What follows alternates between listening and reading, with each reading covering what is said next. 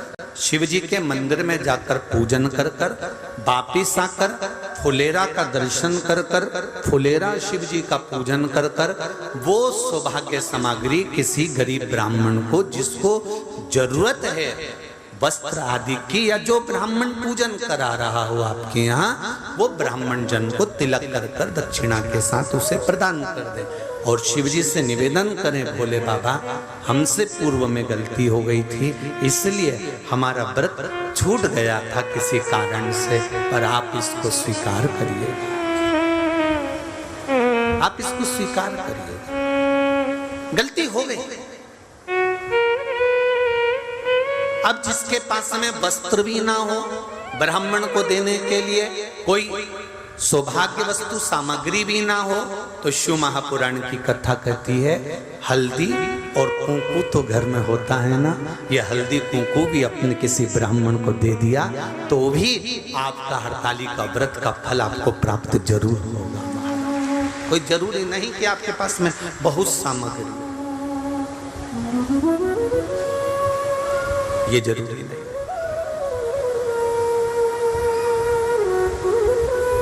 कहां से प्रारंभ हुआ है हरताली का?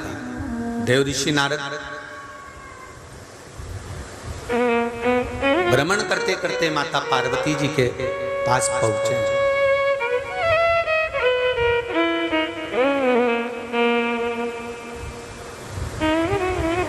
और माता पार्वती जी को देखा देव ऋषि नारद ने, बहुत देर तक एक केंद्रित होकर देव ऋषि नारद देख रहे माता पार्वती जी। जिन माता पार्वती जी के भाग्य का गुणगान देव ऋषि नारद ने करा था कि इनको ऐसा पति मिलेगा, नग्न वेशधारी, भस्मी रमाने वाला, जटाजूट बांधने वाला, मृग चर्म पहनने वाला, जब देव ऋषि नारद बारंबार कर रहे कि इनको ऐसा पति मिलेगा, तो पार्वती जी की माता मैनावती ने तो कह दिया था कि मैं बेटी का ब्याह नहीं करूंगी। हिमालय राज ने कह दिया हम भी ठीक है, हमारी बेटी को घर में रख लेंगे, पर ऐसे लड़के के साथ बेटी नहीं ब्याहेंगे जिसके साथ में हमारी बेटी को जिंदगी भर दुख रहे। गाय, बेटी और लक्ष्मी 50 बार विचार करो तब किसी को दो। बेटी को विवाह करने से पहले 50 बार विचार करना, क्या ये लड़का तुम्हारी लड़की के लिए ठीक है, क्या ये लड़का तुम्हारी बेटी के लिए ठीक है। जनक जी महाराज ने माता जानकी का स्वयंवर रखा था, माता सीता का स्वयंवर, और जनक जी ने जो माता सीता का स्वयंवर रखा, उस स्वयंवर का ये कलाकारों ने, ये फिल्म बनाने वाले ये कलाकारों ने उस स्वयंवर का इतना हंसी मजाक बना दिया, इतना हंसी मजाक बना दिया कि वहां हीरो हीरोइन के स्वयंवर होने लगे थे। आपने देखा होगा टीवी पर।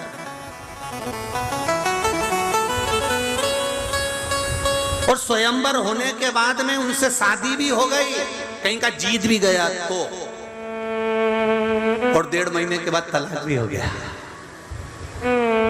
अब देखिए जरा, जब तुमने जानकी जी से इसकी होड़ करी है, जब तुमने राम जी से इसकी होड़ करी है, जब तुमने इसकी होड़ माता जानकी और राघव जी से करी है, मेरे राम जी से करी है, तो सीता राम जी ने इतना दुख माता जानकी को आया तो भी वो राम से दूर नहीं हुई। इतना दुख राम जी से आया पर राम जी सीता से दुख दूर नहीं हुए।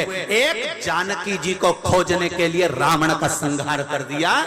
अगर तुमने स्वयंवर रखा था सीता जी को देखकर, अगर तुमने स्वयंवर रखा था जानकी जी को देखकर, ये फिल्म के कलाकारों ने, जो हीरो हीरोइन ने टीवी पर खूब प्रपंचा मचाया स्वयंवर का, अगर स्वयंवर रचा था तो फिर निभाती ना जीजी, क्यों नहीं निभाया? 1.5 महीने में तलाक लेके फिर घर में बैठ गए, अब अगला स्वयंवर रचाने की तैयारी करने लगे। क्यों रचाया? सनातन धर्म की हंसी उड़ाने की आदत पड़ गई है लोगों को। लोगों को आदत है सनातन धर्म की हंसी, और ये मौका सनातन धर्म में गोबर लिया, उल्टे हाथ से धनुष को उठाया, गोबर को लीप कर 5 वर्ष की जानकी मैया गोबर से लीप कर धनुष को रखकर आ गई। जनक जी जब पूजन करने आए तो उन्होंने देखा कि आज पहली बार धनुष के नीचे का भाग लीपा है। ये किसने लीपा?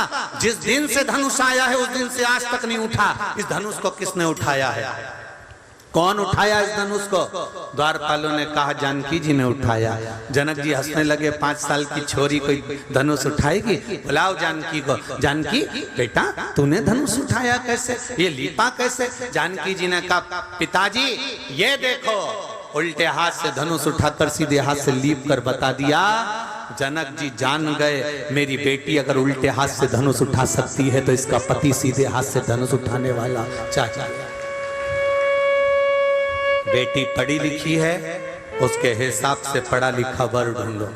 बेटी ज्ञानवान है, उसके हिसाब से उसका वर ढूंढो। रहते परमात्मा का द्वार अगर पकड़ कर रखते, भगवान शंकर का स्मरण, राम का स्मरण, कृष्ण का स्मरण करते रहते तो जीवन अपने आप पार हो जाता। हरि विठ्ठल का स्मरण करते रहते तो जीवन पार हो जाता। पर हम 24 घंटे भटक रहे हैं, 24 घंटे।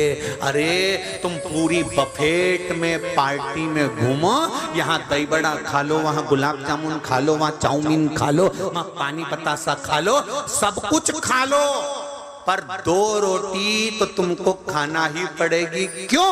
जब तक रोटी नहीं खाओगे इन चीजों से पेट नहीं भराएगा। रोटी की याद घर जाकर आएगी कि खाना जरूर खाना था। खाओ तो हुआ था। भगवान शंकर के 51 विवाह पहले हो चुके थे। पार्वती के साथ में 52वें नंबर का विवाह है शिव जी का। इससे पहले उमा, कात्यायनी, सती, कुष्मांडा, ऐसे भगवान शंकर के साथ में जो शिव जी के गले में मुंडों की जो माला होती है ना, उस माला में जो मुंड पड़े होते हैं वो 51 है। पार्वती माता ने पूछ लिया ये मुंडे किसके हैं? शिव जी ने कहा सब तेरे। पार्वती ने पूछा वो कैसे? शिव जी कहते हैं तू इतने बार प्राणों को छोड़ चुकी है और जितने बार तू प्राण छोड़ती है उतने मुंडे में गले में धारण कर लेते, तेरी माला बनाकर पहनता।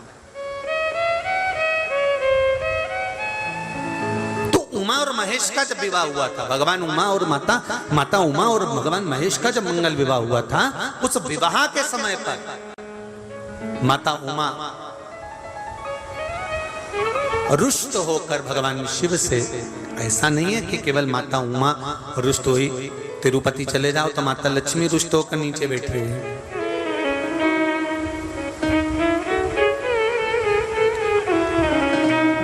इंद्र जी का दर्शन करो तो इंद्रारी पारिजात के वृक्ष के लिए रुष्ट होकर,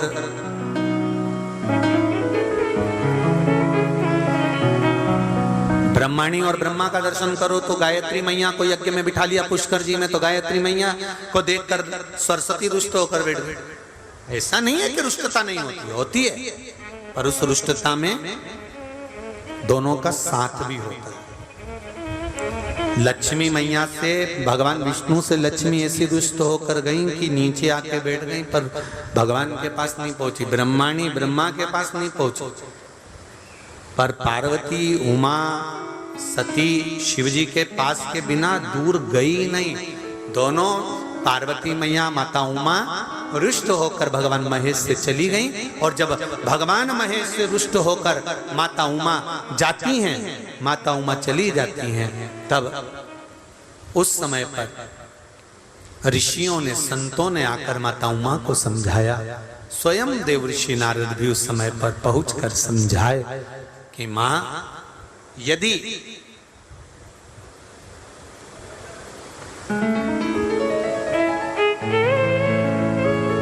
जो नंदी दिन भर भगवान की आराधना में लगा रहता है,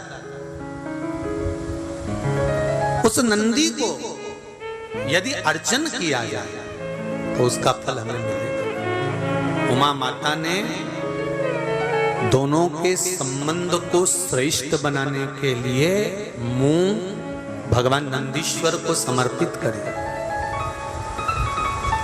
बहुत ध्यान दीजिएगा, आज भी बुजुर्ग माताएं पूजा की जो थाली रहती है उसमें गुड़, मूंग, धना जब मंगल विवाह होता है या कोई अच्छा कार्य होता है, शुभ कार्य होता है, तो उसमें ये रखती हैं। उसका कारण है कि जिसका या कोई सगाई हो रही है या इन लोगों का आपस में कोई जुड़ाव हो रहा है या दो रिश्तेदार आपस में मिल रहे हैं, तो इन लोगों में कभी विवाद खड़ा नहीं,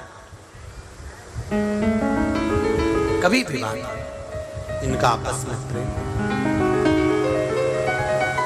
अब यहाँ का तो नहीं मालूम, पर हमारे उधर तो आज भी नियम है, जब कोई अतिथि आता है, कोई विशेष आता है, तो जब आरती उतारते हैं तो थोड़ा सा गुड़ अतिथि को मुख में दे देते हैं, हाथ में दे देते हैं। अब यहाँ का नहीं मालूम, पर हमारे उधर का तो नियम है। मारवाड़ में भी, राजस्थान में भी, मध्य प्रदेश में भी, आदि कादि, यहाँ पे भी शायद होगा कि आरती करते समय थोड़ा सा गुड़, उसमें शक्कर नहीं, गुड़ दिया जाता है। उस गुड़ की महत्वता क्या होती है? गुड़ की मूलता क्या होती है? महाराज, शक्कर के दाने बिखरे रहते हैं और गुड़ के दाने बंधे रहते हैं। इसलिए सनातन धर्म में केक काटने की प्रथा नहीं है। सनातन धर्म में लड्डू बनाकर बांटने की प्रथा।